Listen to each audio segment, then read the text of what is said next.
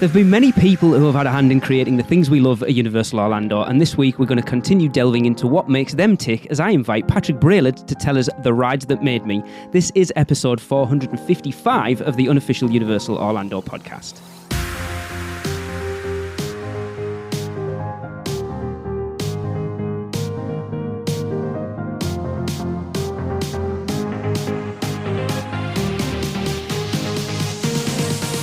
Hey everyone, welcome to another show. It's just me this week. I have got rid of Tracy and Chris and Michelle. It's just me. I have a very special guest, as you heard there.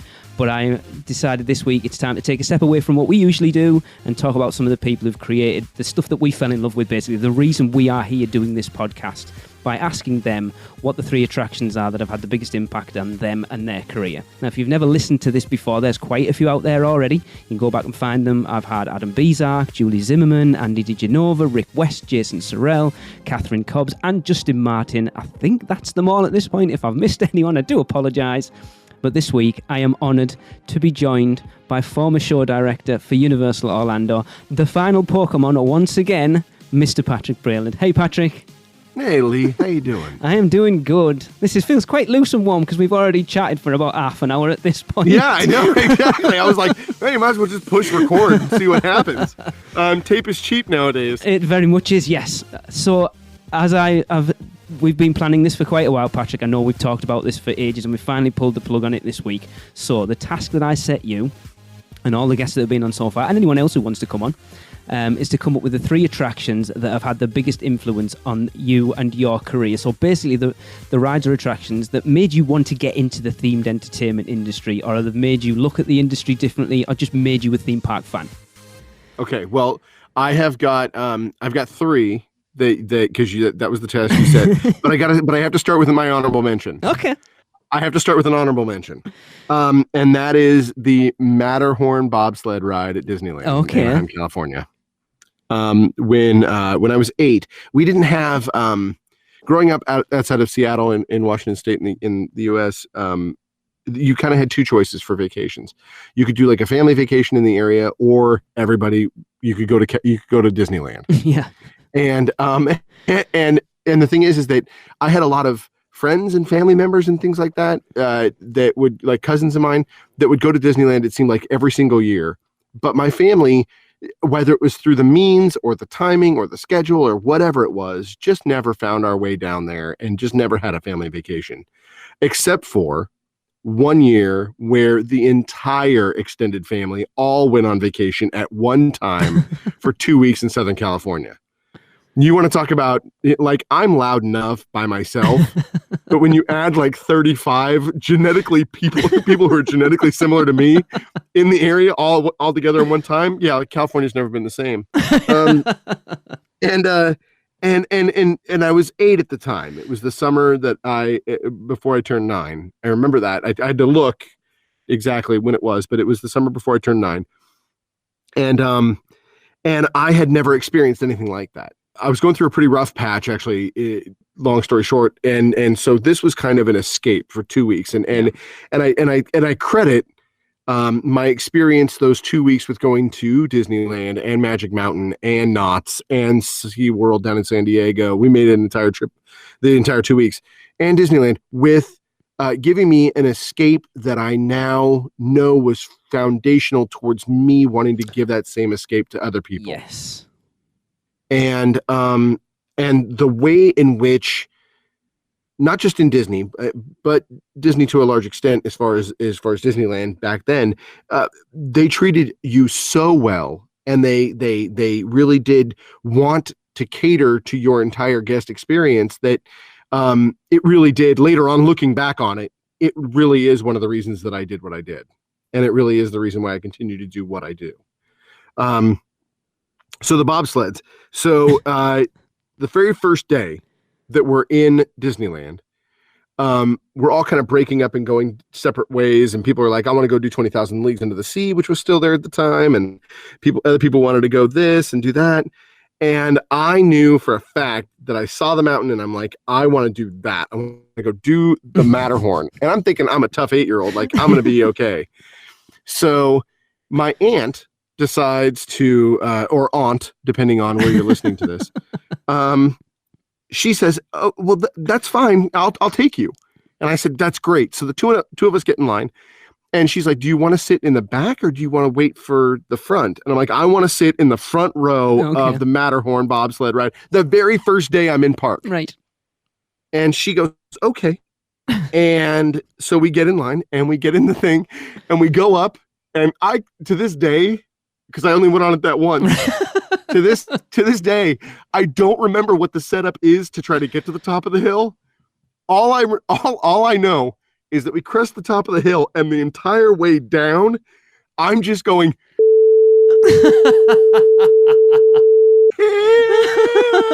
and my aunt is just laughing at me the entire time. To this day, whenever we see each other, the first thing she says whenever she sees me is, "Awesome." It's really funny. So it's a family joke that I screamed an expletive the entire way down the Matterhorn for my very first experience in a theme park. So that's my honorable mention. Okay. That's my honorable mention. Yeah, I did notice, Patrick, that when you mentioned all the theme parks you visited, considering who you used to work for, there was one missing off that list. Yeah, we didn't make it to Hollywood. It wasn't until I was in college and made my way down to USH for a completely separate event in Southern California that I actually went to the Hollywood park, which is so strange. I don't know why. I mean, maybe it was traffic. Maybe it was just the fact that I don't know why we didn't hit USH during that first trip, but I know we didn't. Yeah. It wasn't until I was in college that I actually saw USH for the very first time. In fact, that kind of leads into the second and third rides because they did happen so much later. Ooh, okay. But the first one on my list. Okay, let's go. And I know that you and I have already spoken about this, and you already mentioned that so many people bring up during this segment that either Haunted Mansion or Pirates of the Caribbean are on their lists. And come on, the Haunted Mansion is definitely on my list. As that 8-year-old going to Disneyland and experiencing the Haunted Mansion, the first time I went into that place, I was absolutely terrified the entire time. I sat there and just kind of shook like a lab rat. Just like I was so taken back by what I was seeing. The fact that it's dangerous. Like you feel as if there's threat there and threat involved in your experience. And immediately upon getting off of it, I got back on, and again and again and again. In fact, I spent most of my time in Disneyland during that trip in the Haunted Mansion going over and over and over again. And there's a number of different reasons why. And looking back on it now as an adult, you can kind of say, oh, well, I obviously gravitated towards the darker stuff, and I obviously gravitated towards the genre and the subject matter. But more importantly, looking back on it, I gravitated towards the storytelling. Yeah. You can't ride that ride one time and get everything. No, you just can't.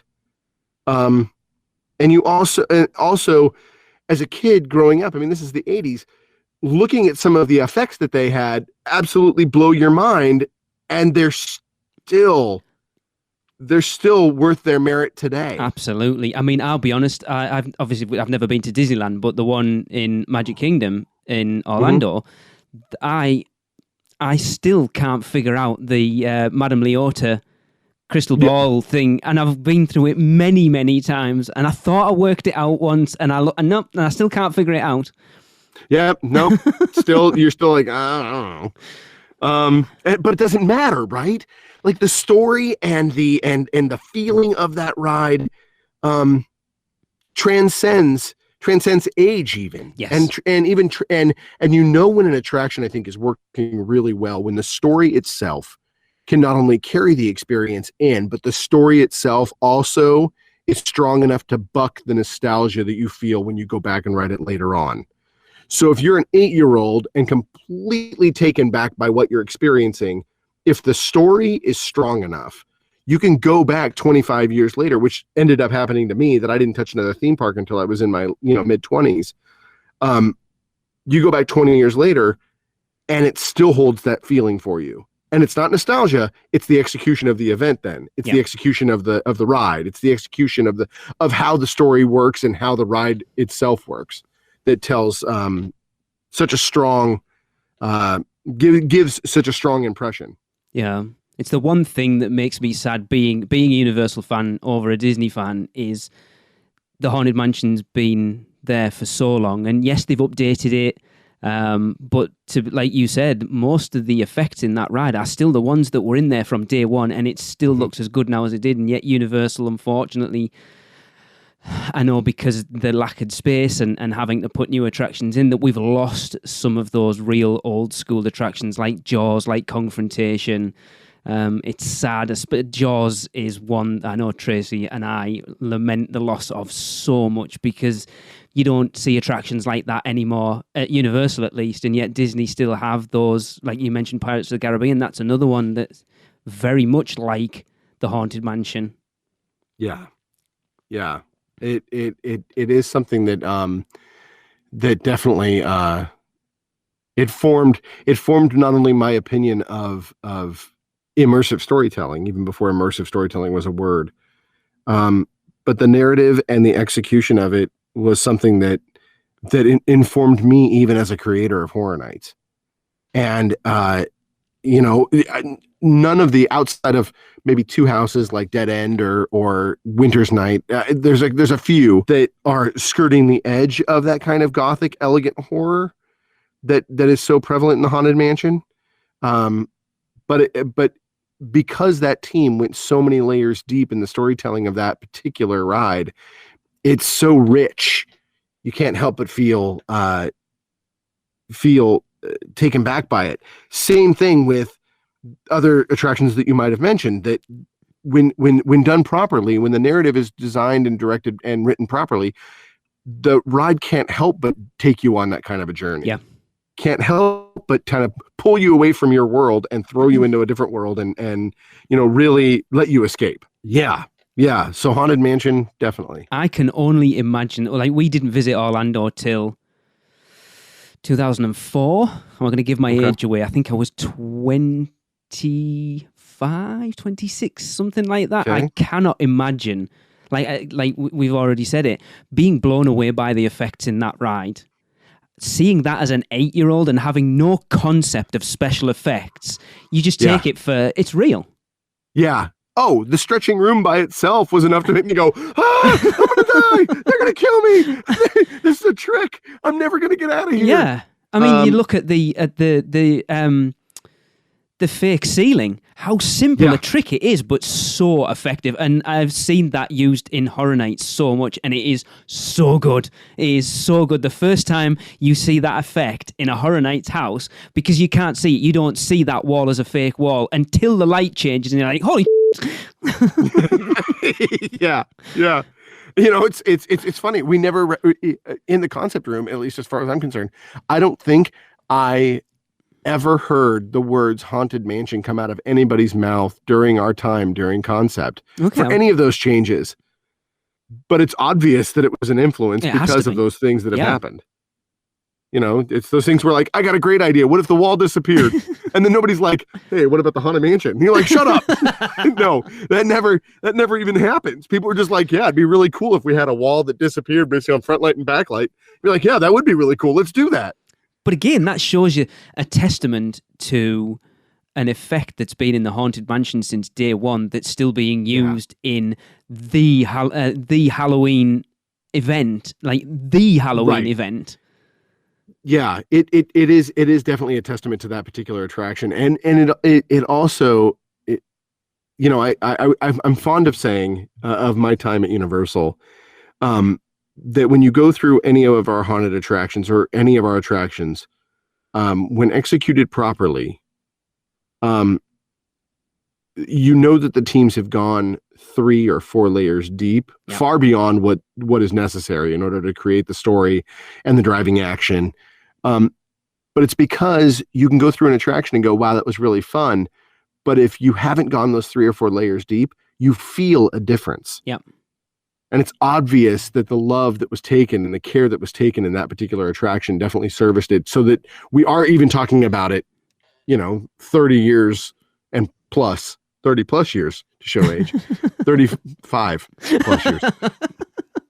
Not 40, not there yet, but 40, 35 plus years from the time that that I first experienced it, it's still something that at least is a flag that I kind of hearken to. Yeah. You talk about, like you say, I'm gonna swing this back around to Universal as much as I possibly can because that's what I like to talk about. But yeah, you look at something. Don't worry, there's a Universal ride on this list.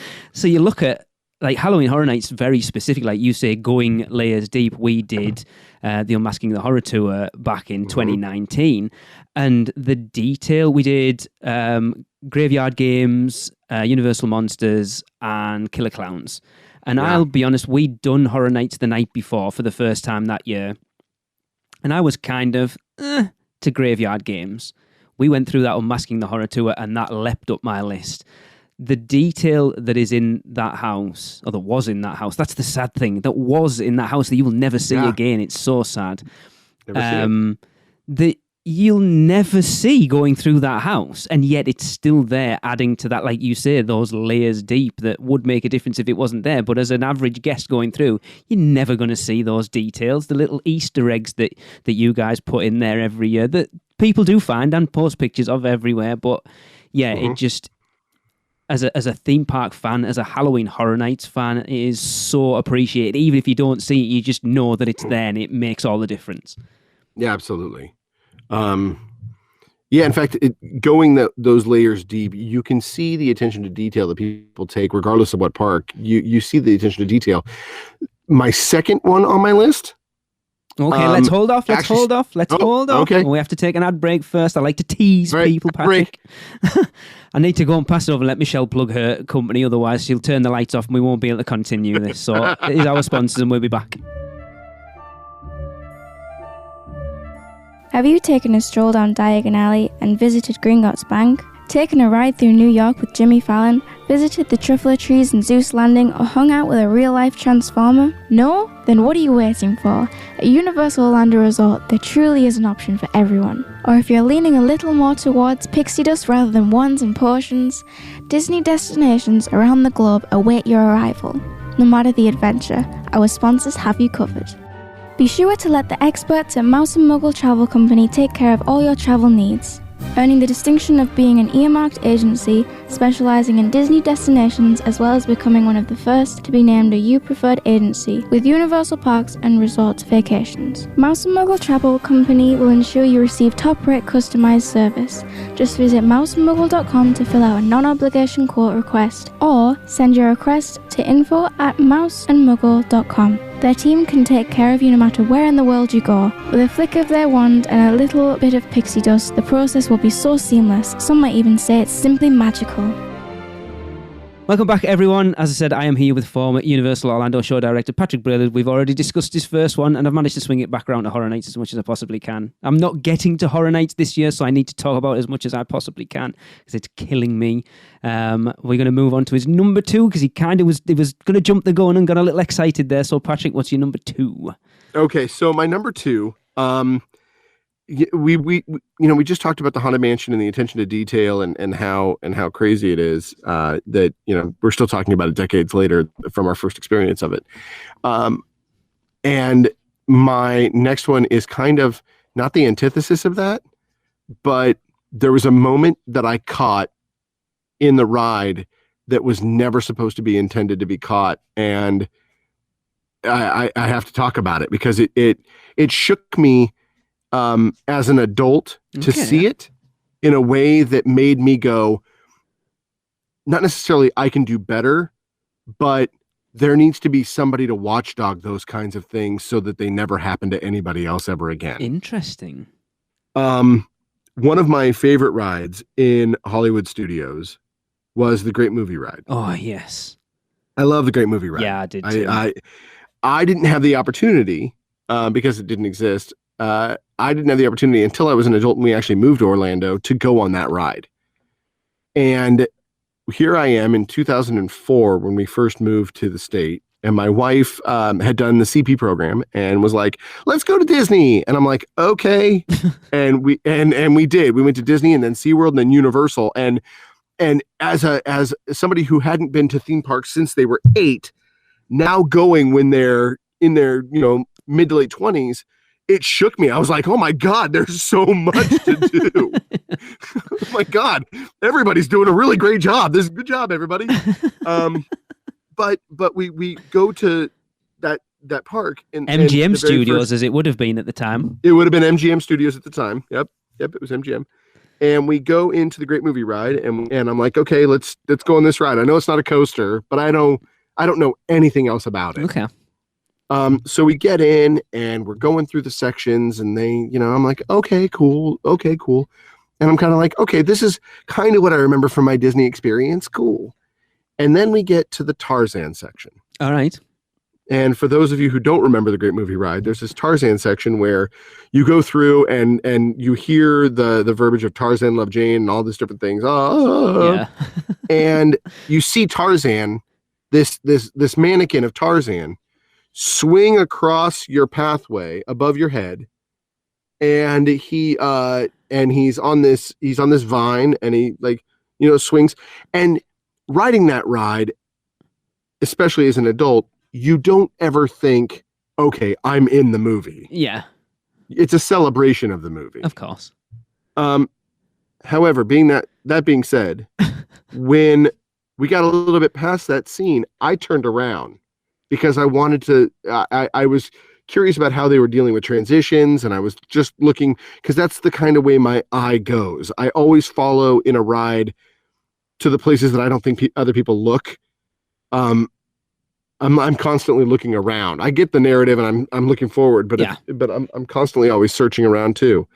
And I turn around and I look and I see Tarzan like oddly come into the side and go cuckoo and like shake a little bit like in his little hide. Place. And his hide wasn't quite big enough to hide his body from my perspective. So it was this really odd, funky Tarzan kind of swinging back and forth and kind of shaking, do a little shimmy. And the immediate thought that I had was, well, that's not correct. That can't be correct. I'm in a place that prides themselves, based on my experiences previously with, Haunted Mansion and the story and everything, Pirates and all the other pieces that I've ever experienced. That can't be correct. There has to be a reason why that occurs, and I, as a guest, am allowed to see it. And also, right after that thought was, there's somebody's job to make sure that doesn't happen. He wants sacking. And how can I get that job? Okay. How can I get the job to start hiding the bells and whistles? How can I get into this obviously huge industry and, using my entertainment background, try to figure out a way to get into an area where I can tell really immersive, fun stories and also hide those things away from the fans or the guests so that their experience isn't encumbered by the burden of reality. So how can I get in so that there is full suspension of disbelief and they don't see a mannequin resetting on a track after they've already gone past the scene? Now, I say that I'm the idiot who looked behind, right? Yeah. Dark rides are not intended for that. Dark rides are meant to be forward perspective or placing the perspective wherever the designers have chosen the perspective to go. Yes. I fully admit that I look behind me and that, that's on me. Yeah. But it was central to me then tracking down. I was at Disney for about a year working, and then I auditioned for Fear Factor Live at Universal, and I was humbled to be able to be a part of their opening team for that attraction. Yes, I know, because Stephen Kristolich keeps whipping me because he's desperate for us to do a show on it with you. Yeah, let's do it. I'll do an FFL reunion. That's fine. But the thing is that, I knew immediately after that point that no matter what I was doing inside the parks, no matter which park I was going to be a part of, I wanted to help create the most immersive guest experiences and stop that from happening to anyone. And it's not a bad thing. No. I have a feeling first of all, that attraction by the time that I saw it was already 20 plus years old. Yeah. At least. That attraction, That was just a simple matter of maybe I just missed the one day that the third shift person didn't come in and move the grass curtain back to where it was supposed to be. Those kinds of things are not beyond me registering it now, especially with my experience at Universal and what I've done.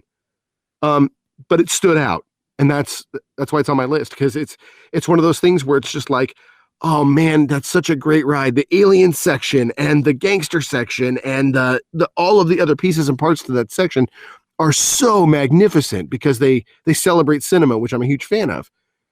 That one moment, though, placed the burden of reality back on me that things are an attraction. I'm not just suspending disbelief. I'm in a cart moving forward on a track because I paid money to come into a theme park rather than just experiencing a story. Yeah. And it's interesting that you point that out, because the juxtaposition of that with the Wicked Witch of the West animatronic, which I will hold my hands up, and I have ridden that ride many times. And I remember going, I think it was 2013, and I hadn't ridden it for 4 years. And we got to that section, and I questioned whether that was an actor or an animatronic because it was that good. Absolutely. And you should question it because they did such an amazing job on it. You're just, so it's so funny to find those balance points. And I'm certainly, I hold, you spoke about all the different names of the people that you've had on this segment before me, and that's rarefied air. Most of the people that are on that list have impacted, whether people know it or not, have impacted entire generations of people going to the park and experiencing what Universal has to offer, as well as Disney and SeaWorld and Knott's and all of the other parks that are worldwide. So it's rarefied air that I'm able to be here to say this, and I don't mean to tear down at all. In fact, if anything, it should be commendable that experience stood out so drastically because of my experience was so different elsewhere in that entire park. It stood out as something that wasn't quite right and kind of jarred me because I wasn't used to that kind of a feeling. Yeah, but the thing is that you need people with that perspective in the theme parks to progress things, to make things better. Otherwise, things go backwards and become stagnant, and that's not what people have come to expect, especially from a Disney park or a Universal park. Everyone holds them to such a high standard now. And the fact that there are still people out there, unfortunately, not doing it for those anymore, Patrick. But hopefully, you never know. You never know. And the thing is that I'm barring COVID, barring the pandemic, the theme parks, and in particular, Universal, was primed to usher in a brand new generation of revolutionary attractions and entertainment opportunities. And so I was a part of that, and I'll always be humbled for that. I'll always be honored to have been a part of such an amazing team and such an amazing corporation that really took the talents of those individuals and really fostered them and helped them grow and treated them as if they were a part of the family, that we were all going to go up the hill together. It was never I don't have your back situation. No. It was I always have your back, and here's why I have your back. Yeah. And it's not just because of what you can provide me, but it's because of who you are as a person. I mean, we know so many people that work at Universal, and I don't know any of them that have a bad word to say them. And it's just unfortunate that due to what happened over the last year, that there has to be some fallout, I suppose. It's as sad as it is. Yeah, I certainly hold no animosity. I mean, it's a price of doing business. They had no choice. And also, it has provided me an opportunity to do other things and to develop other skills, so that if and or when the field of themed entertainment presents an open opportunity for me again, that I'll be more capable to help them, regardless of where it's at. Well, I hope it happens, because for me, you were a huge loss. Patrick, when you messaged me to tell you that you were one of the ones that got late, I was genuinely shocked. And I was like, Patrick, what? Seriously? I couldn't believe it. But then that little podcast part of me was like, oh, I wonder if I can get him on the podcast now. Yeah, you're like, yeah, I can get him on the podcast. That's great. Yeah. But that being said, I mean, I think that with things starting to open up and people getting, vaccinated, and I think that the world's starting to move on, I think that we're set on the precipice of a huge explosion again. Yes. Yeah. And it's a very exciting thing. Especially for to pull it back to Universal, especially for all of the things that Universal has up its sleeve coming in the future for guests. You're not going to tell us. Of which I have no idea. No, of course, but Epic Universe is obviously huge, and they're going to need some good people. So hopefully, fingers crossed. Absolutely. If anyone's listening, Patrick wants a job. Should we talk about my third? Yes, please. I like that last one. Actually, you come at it from a point of view that it was an interesting one because you like the attraction, but it was a point of view of like, I enjoy the attraction, but the reason it's had the effect on me is because I know I can do better, and that's good. Or at least it's a reminder for attention to detail. Yes. It's, and so here's the thing, there could be a billion different reasons as to why I was able to see him reset. There's a billion different reasons. It could be value engineering. It could be a matter of a third shift employee not moving something back. It could be the fact that one of the curtains got ripped and was just out for repair for the day. It could be, it could be hey, my seatbelt or my bar wasn't down low enough, jackass. You're not supposed to turn around and look when you're on the ride. There's just so many different reasons why it could have possibly happened. That it's not just a matter of me picking on it. It's a matter of me going, I know that that's a reminder to me of what's necessary in order to make sure that people have a good experience. Yeah. Case in point, when you're talking about Horror Nights, we are at Horror Nights, when it's doing its job to the best of its ability, is a 360-degree dark ride. Yes. And so it's not enough for you to be able to monitor people's track because they're going to turn around, in particular because you're scaring the hell out of them. Yep. So everything has to be covered. And so that kind of was always a driving force in the back of my head. When I started thinking about this, I realized it was subconscious the entire time, that I was just like, okay, well, we need to make sure that this is covered and this is covered. And I was always a proponent of turning around and walking the house backwards to make sure that was the case. Yeah, that's a really good point. It's killing me. It's killing me talking about Horror Nights at the moment. I always think, going back to Graveyard Games, the silent room, the room within a room, I didn't know the first time we walked through that, and then we got told about that, and the next night we walked through that, I came out of that absolutely in awe, because knowing what it was and then experiencing it afterwards just blew my mind, because it was such a good effect. Yeah. You talk about hiding things. The thing I always think about is Transformers. The elevator section in Transformers. It's amazing how many people I have ridden that ride with that don't know that elevator section's there. And when you point it out, because if you look to the side, you can actually see going up. And it's so well done, because if you don't know where it is, I've said to people, we're going to ride this. You tell me where the elevator is. There is an elevator where you go up to the second level, and they come off and go, I have no clue. And then you tell them, and they'll go, no. And then you ride it again. You say, just look to the side when you're at that section, and you can see it go up. And they're like, oh. It's so good. But it's like the type of people like you are, Patrick. Those are the people that you see sat on Forbidden Journey, not sat back in the seat. The ones that are leaning forward to be able to see what's going on outside of your little bench. And we've all done it. We've all done it. I still don't know. Yep. That ride blows my mind. I still don't understand how the hell that thing works. But anyway, number 3, Patrick. Number 3. In the spirit of Universal, and you brought it up earlier, I have to commend this particular ride that I was on. In 2013, I had the opportunity and the good fortune of being able to be an ambassador of sorts, and I was sent over to USJ to help them with their Halloween Horror Nights event. Cool. And so Aiello and I went over there. Mike Aiello was over there for about a week and a half, and then I was there for another, 3 weeks after that, 4 weeks. But while I was there, I had the amazing fortune of being able to ride the USJ version of Jaws. Oh. Now, this was right after they had closed the Jaws ride in Orlando because they were tearing it out for Wizarding World of Harry Potter Diagon Alley. So there was part of me that was like, I'm going to ride Jaws because I don't get to do it anymore.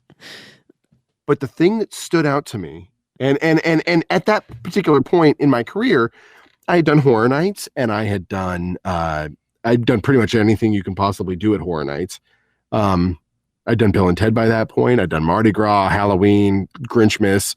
I had done all of the major marquee things. I'd done some capital projects. Like, there's a lot of things that I had done in my career. But I have to tell you that one single ride that I took on the USJ version of Jaws, and I think it was the combination of the ride and nostalgia for the fact that Orlando didn't have it anymore, and the performance of the skipper, and the storyline of the ride itself, which lends itself easily to be digested regardless of what language you're in. It's giant shark against mankind. It's pretty easy to follow.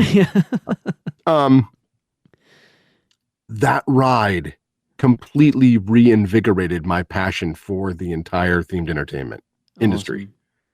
Awesome. I got on it. I'm the only English speaker on the boat. And this skipper on this boat, he earned his money. He was on that boat and everything was at 12. Awesome. He was just like, whoa, and everything is just this elevated, just everything is high drama. Everything was, the stakes could not have been higher for this guy. It was like he knew that if he didn't do this, he was going to be fired and his family was going to be sent somewhere. Like, obviously that's not the case, right? But he was so committed.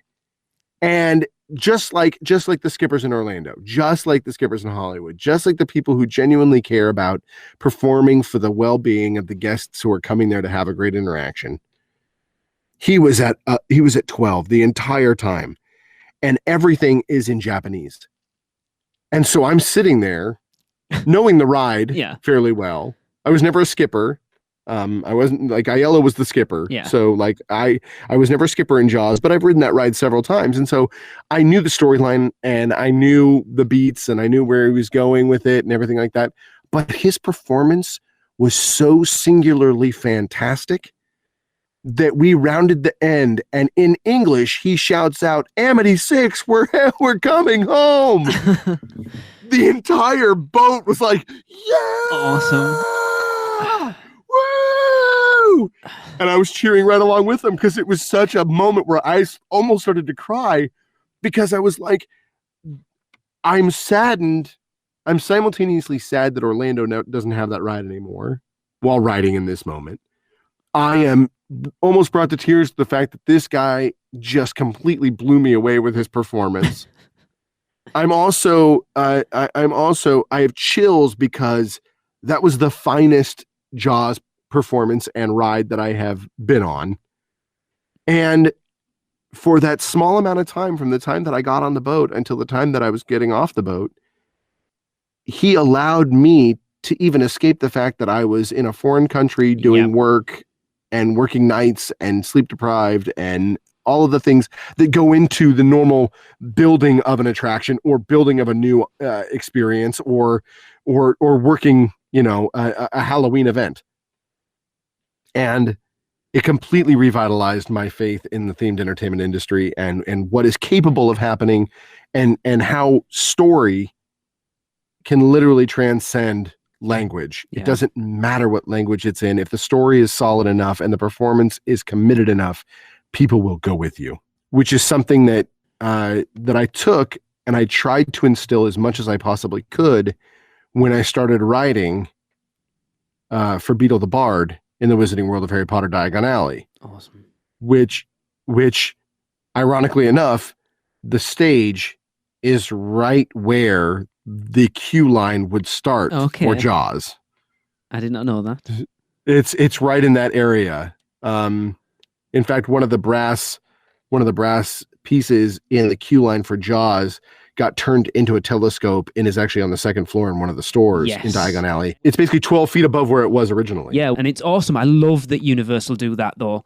That there's always, like, the Kong statue in The Mummy or the bits in Diagon Alley the references to the Hogwarts Express on the side of the Transformers building, the Twister references in the windows of Jimmy Fallon. I love those little details that, unless you're a fan, you'll never know they're there, but they're just there for us nerds to see. Well, and to give you a sense of remembering the past. Because, I mean, Bruce is still there. Yes. The shark is still, he finally came back recently. Yep. Looking very shiny. Looking very shiny. Look, he's got a brand new attitude. But yeah, it was something that definitely impacted me and said, okay, if I'm writing this show, and by that point we were well into production for the show itself, because that was fall of 13 and we opened up summer of 14. So we'd been having meetings on Diagon Alley and the entertainment slate of it since the fall of 2010, right after Hogsmeade had opened. So that it had already been in the works for 3 years, but I think that the drafts that I made after my time at USJ were significantly different than when I went before USJ, only because of that experience. I wanted to make sure that whatever story that we were telling was able to transcend that language barrier. Okay. Because guests are going to come from all over the world, True. and I wanted them to understand what the story meant, in particular with Fountain of Fair Fortune, because it was something that they hadn't seen on screen. Yes. The Tale of Three Brothers they'd seen on screen, but Yeah. The Fountain was a brand new story to most people. For those nerds of us who hadn't read the book. Yeah. And hadn't read the addendum. So yeah. Interesting. Yeah, cool. Jaws is such a sad one. I know it's an attraction at Universal that Tracy and I fell in love with the first time we came over. And it's so sad that sort of team member actor driven attraction isn't really a thing anymore. Because, like, don't get me wrong, I love the rides and stuff that are there now, but to get on an attraction that could be different depending on the skipper you got, that's not really there anymore. Like, for how everyone rags on Fast and Furious, and I'll be honest, I'm one of the few people that actually doesn't mind it. I like the fact that they kept those pre-shows in there because it's still a sort of nod back to old school Universal, and those actors do a phenomenal job. You've still got horror makeup. I hope that never goes away, even though it's pretty much the same show every time you see it. The guys in there, I think we had Michael Ferris on a couple of weeks ago, and we were talking about the horror makeup show, of how we're actually going to set up at some point when we're over it and watch every show over the course of a day, because he says you'll find that a joke will be made in the first show that will end up getting carried on throughout the course of the season. Yeah. We came over in February, and I think Jason Blackwater and I can't remember who the other guy was with him, and there was a whole joke about him being from England. I think someone in the audience was from England. It's like, oh, yeah, he's from the same made-up place that you are, and that joke obviously resonated with us from being over from here, but resonated throughout the whole show. It wasn't just a one and done joke. They made it a runner, and it was so good. I love that even though there's a script to it, they're still allowed to riff enough off the material to make it personal to that specific show that you've seen, rather than it just being that. And I know Jaws was a weird one because we spoke to enough people that worked on it who the team were very particular over that script getting read verbatim and trying to make it your own. I think Mike ended up telling us that was the reason he got pulled off Jaws in the end, because he went too off script. Yeah. They didn't want to fire him. They threw an audition notice in front of him and said, go audition for this. That's so funny. It is. It's a thing that I hope, is retained in the spirit of the former parks when Epic comes along, or when any expansion park or lands occur, that you have that element of live entertainment. We've definitely, just in thinking about Raptor Encounter, which I finished right before the end of the summer, that attraction had to go through very specific pandemic rules, and all live entertainment had to go through those adjustments. And so I think that how and the processes by which live entertainment gets displayed now is going to be different, but there's still that connection between the audience and between the performer and the guest that is so crucial towards a themed entertainment experience. If you're going to call it a complete one, it has to have both of those. Yep. Yeah, I love Raptor Encounter so much. It's so like the reactions of people. You can go on YouTube and there's reaction videos of people who genuinely think those things are real, and those reactions are real. It's like that little bit of Horror Nights during the day. Yeah, it's really, really fun. It's awesome. Yeah. Yeah, my it's so funny. My daughter, she was 4 at the time, I think, when she first saw it, and she wouldn't let my wife and I go up and get our picture taken with Blue because she was so scared that the dinosaur was going to eat mommy. So she's having a full-on meltdown, and I'm like, no, I know this dinosaur. This dinosaur and I are tight. We're fine. Like trust me, this dinosaur is not going to touch mommy. This dinosaur is not going to eat daddy. No. We're okay. That's when you know you've done your job. Because you've created a completely immersive experience that 4-year-old thinks is real. Exactly.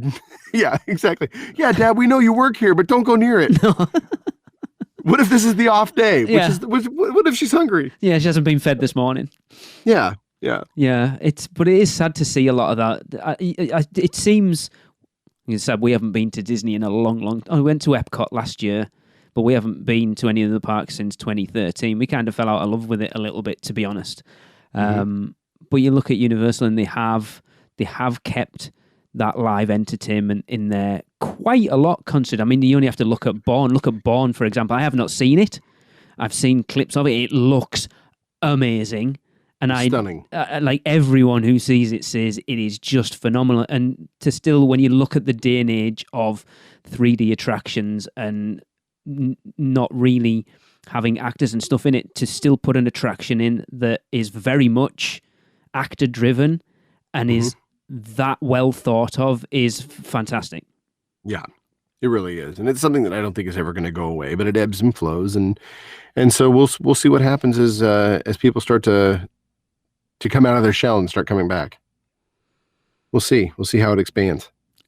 I'm hopeful for it.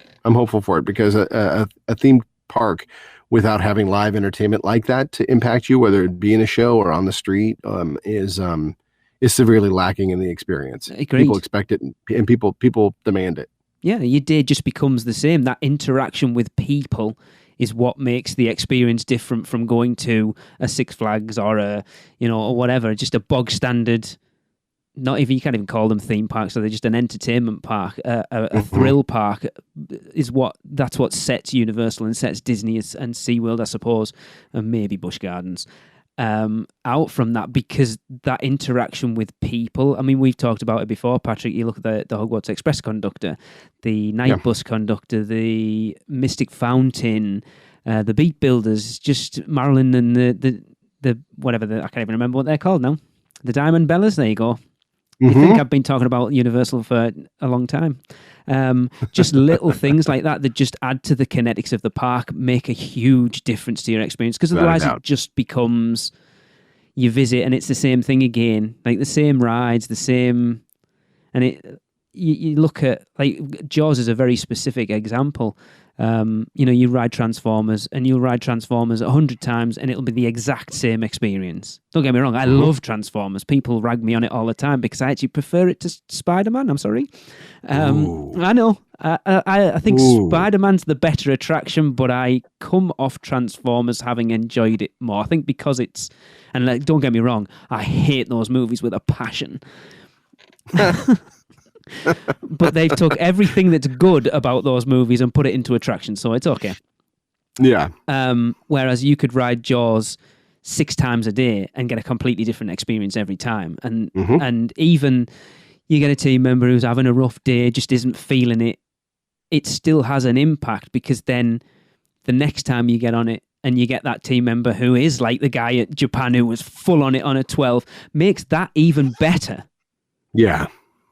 Yeah, it really is, and it's a matter of, I think that when they're on their game, I think Universal is such an incredible place to go as far as a guest is concerned, because obviously it's designed so that everywhere you look there's something different to experience, but it is that dynamic quality when you've got the live entertainment moving around that changes your day completely and drastically. Absolutely. And so you don't get the same experience every single time you go. And that's something that's absolutely wonderful about it. to talk about Horror Nights, we have a lot of scare attractions over here that they're obviously nowhere near as popular as Halloween Horror Nights. So you go through in smaller groups, which you can't do at HHN, and you get a personal experience. And we came over in 2015, and I was worried a little bit because we hadn't been at Horror Nights since 2004, that it was going to be this, because it's the 25th year, it's going to be crazy, it's going to be absolutely rammed, and we're not going to get the experience that I wanted. And yeah, it was rammed that year, but I still found that even going through in that conga line, I still got personal moments with those scare actors. I still got that intimacy in those houses that I wanted, and it blew me away because I'm still not sure how it happened, but it did, and that's not easy to do in an environment like Halloween Horror Nights. No, I appreciate you saying that. Yeah, the team works really hard to be able to segment off everybody's individual experiences that they're going through, especially because it is a conga line. You have to try to figure out best practices, to try to figure out, how to impact people on a personal level is something that, they're constantly trying to refine. Yeah. I'm glad to hear that we had some success. Amazing. And then, one of the things that blew me away when I first went to Horror Nights for the first time was just the scale, and immediately my brain started working through the potential, because here you have all these environments, if you're talking street zones and things like that, that are natural and built into the park itself, but literally it's a blank slate. You can do anything as long as you make sure that it falls within the budget and it falls within the thematic of the event that you want and the story you want to tell. The park has unlimited amounts of potential as far as how it can tell those stories. Yeah. And so that's something that immediately, first 2 seconds of walking into Horror Nights the first time, I was just like, oh, okay, all right, I see what this is. And now I got to get on this team. I got to figure out how to become a part of it. It's phenomenal. Stories. We had nothing. We'd done nothing like that over here from the first time we came to Horror Nights, and it was very different in 2004 than it is now. Very different. We fell in love with it. But again, like you talk about different experiences, the Purge House at 2015. Darren, who was part of our team back then, had been about 12 times, I think, and there was something that happened in that house that he was desperate to tell me about, but he didn't, because he wanted it to be a surprise, and it happened to me. So I'm walking along through the Purge House, and you get to a point where suddenly this girl's just there, and she's like, oh, excuse me, I'm sorry, I was with my friends and I've got separated. Do you mind if I cut in? And because I'm just totally immersed in what's going on in that house, never even gave it a second thought. So she ducks in front of me and off we go. We round the corner, scare actor jumps out, grabs hold of her, pulls her in, slits her throat, and I was just like, oh my God, that is one of the greatest scares in a house I've ever seen, because I just didn't, it wasn't even on my radar for it to be something that could happen in a house. Right. And the fact that it happened to me was just phenomenal. Yeah. The use of shills will do anything. I've never seen it done before at Horror Nights or since. I mean, we haven't been that many times, but I've never heard anybody else talk about it.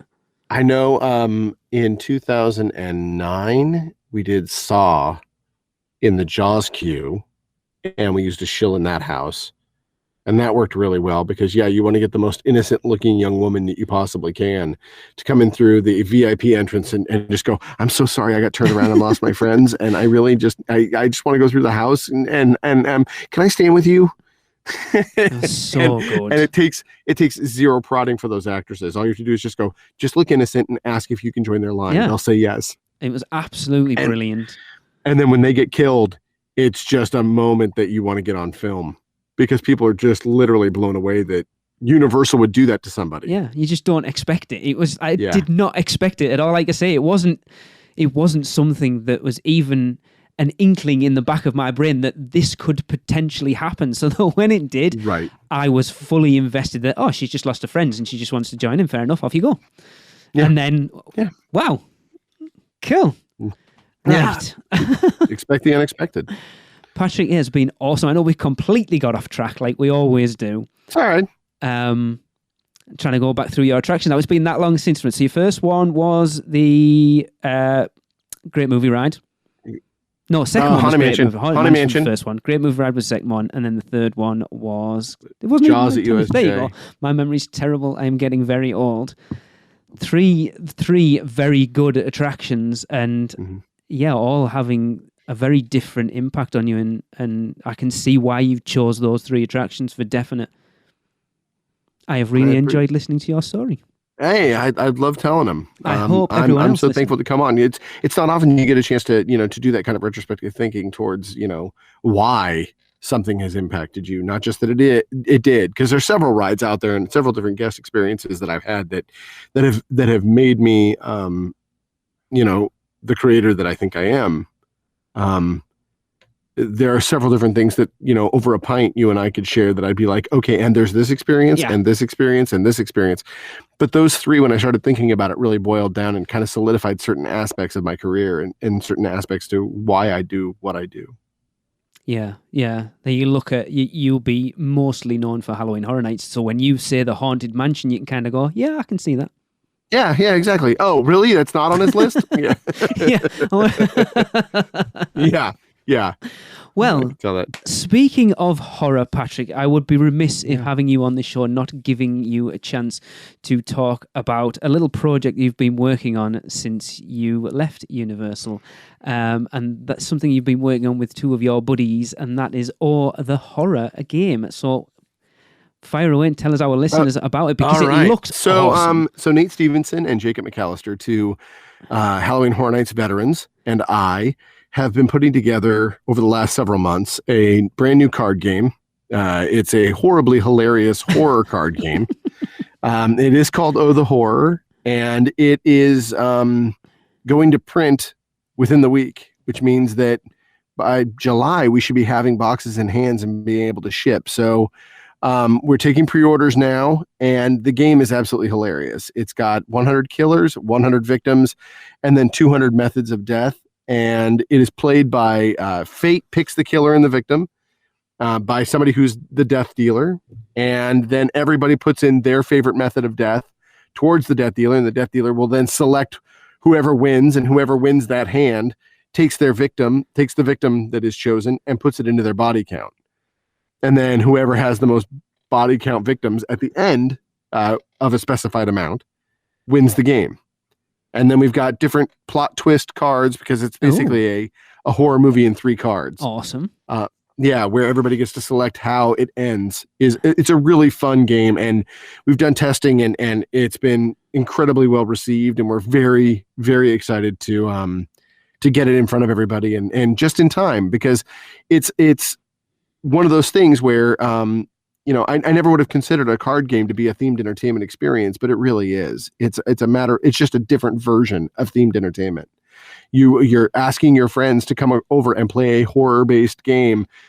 It skirts a line though, because it is an adult game. Okay. So it's a funny game. It's not just about the gloom and the gore.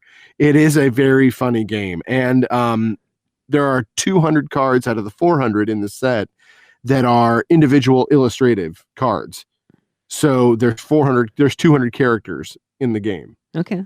And it's just hilarious. And of course we're on, all means of social. So Instagram, we're at O_the_horror_game. And on Twitter, we're at the horror game. And on Facebook, we're the horror game.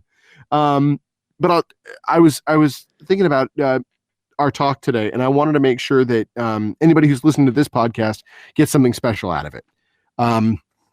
So if you go to ohthehorrorgame.com, check out the game, look at what's in the box, take a look at the instructions if you want to, read up on myself and Nate and Jacob and how we got to where we are and what we're doing right now and why we decided to create the game. But click that pre-order button, and that will take you to the shop where you can purchase it. But if you use the code I'm about to give you, you get 10% off. Awesome. Thanks, Patrick. Absolutely. No, I wanted to make sure that your listeners have the opportunity to get in on it, because it's important to us, for people who are fond of horror and by extension Universal and the things that we've done for that park, to have the opportunity to really have kind of a companion piece to what they would experience in the fall. So the code is that you type into the coupon code area is unofficial. Awesome. So you type in unofficial, and then you hit it, and that'll get you 10% off the purchase price of the game. Brilliant. And it's flat rate shipping at $10 a piece. So no matter where you are. So that's something also that especially for the UK listeners out there, Yes. I'm sure is going to be a boon because it's usually very expensive to ship. It is, yes. We have a lot of stuff that we ship over from the US or ship to the US, and it costs a lot of money. Yeah. So I appreciate that. So, but it's going to be out later this summer, and if you want to take a look at any of the different social channels that we have to get an idea about what the game is, I would recommend you doing so. The game is starting to go quickly in pre-order, so get yours now. It's gonna be fantastic. I think so. You look at like card games like that are very much in. Like, you look at how popular Cards Against Humanity is, and it's very much along those sort of lines. I feel with the horror twist on it. But you mentioned 200 characters. You also managed to rake in an actual famous person, didn't you, Patrick? I was like, holy crap! Yeah. Kevin Smith, filmmaker Kevin Smith was one of the very first people to kind of sign on and give an endorsement for us. We got a video of him, actually endorsing the game, and that was a huge coup. That was a big thing for us to get, and he was really fun about it. He was, he wanted to. We actually made him a victim card in the base set. So, if you've ever wanted to kill Kevin Smith, I don't know why you would. He's a nice, lovable guy. But if you've ever wanted to kill Kevin Smith, you can totally do that by getting our game and having any one of the 200 different methods dispatch him during the gameplay. It's actually really funny. We have a way to be able to save a character in the game, which is a Guardian Angel card. Okay. And one person actually used it so they could save Kevin Smith rather than having Kevin Smith die. And I was like, oh, that's really sweet of you. Awesome. But yeah, because we went on to Kickstarter and had this backed. It was backed at almost 200% of our original goal. Wow. Which was fantastic. It's a great show of faith on behalf of people who, and then at that point it was just a concept. There wasn't a physical game at all. It was just a concept of a game, and would they be willing to pitch in? And by backing us at that level, it enabled us to be able to provide a number of pre-order boxes that are going to be launching right after the Kickstarter launch. So we're extremely excited about this game, and it's by being able to create the 200 original characters is really an extension of where we came off as far as Horror Nights is concerned. Yeah. We made so many different original stories in that case. These characters are completely different than those characters. Like, they are 200 original characters that people are going to want on a t-shirt and a hat. And, awesome. They're going to want, posters of these kids and these creatures and characters. So we're really excited about where it's coming. So if you head to ohthehorrorgame.com and type in Unofficial, you get 10% off shipping, awesome. and we'll get it out to you as fast as we can. Yeah, get on there because it looks cool. It does look awesome. I think we're going to have some. I think so too. It's interesting, Patrick, the conversation we had before we started recording about the internet, that without the internet, you couldn't do what you're doing. So there you go, as an extension of our previous discussion. Yeah, I love the internet. Thank you, internet. Thank you, World Wide Web. Right, Patrick, it has been a blast. I really appreciate you coming on. It's been so much fun talking to you. It's always a good time. Always a pleasure, Lee. Yeah, cool. It's such a good time. Right, well, that's going to wrap up this week's episode. And of course, we're going to end, as we always do, with a Universal Is. And this one comes from Amber Qureshi. I have picked this one very specifically for you, Patrick, by the way. If you want to submit yours, all you've got to do is send us an email to podcast@uopodcast.com, or you can get them to us on Facebook, Twitter, or Instagram, or carry a pigeon, as Tracy's very fond of saying every week. Just letting us know what you think Universal is in 3 words or less. But for now, Amber says Universal is, and I'm going to let her off a little bit because it's not really 3 words, but I will let her off because I like it anyway. She says Universal is best during HHN. Catch you next week, everyone. Guess that wraps things up for another Unofficial Universal Orlando podcast. You guys did all right. Follow us on Facebook, Instagram, Twitter, YouTube, and Pinterest, keyword UUO Podcast. Listen and subscribe to us on Apple Podcasts, Spotify, Google Podcasts, Stitcher, or anywhere podcasts are found. You can find our blog at UUOpodcast.com. Send us your spews, which Lou gets your poo recordings, questions, or comments to podcast@UUOpodcast.com. Check out our friends, the Theme Park Duo, and our awesome sponsors, Mouse and Muggle Travel Company. So, until next time, don't give up your day job. Say cheese. See you later.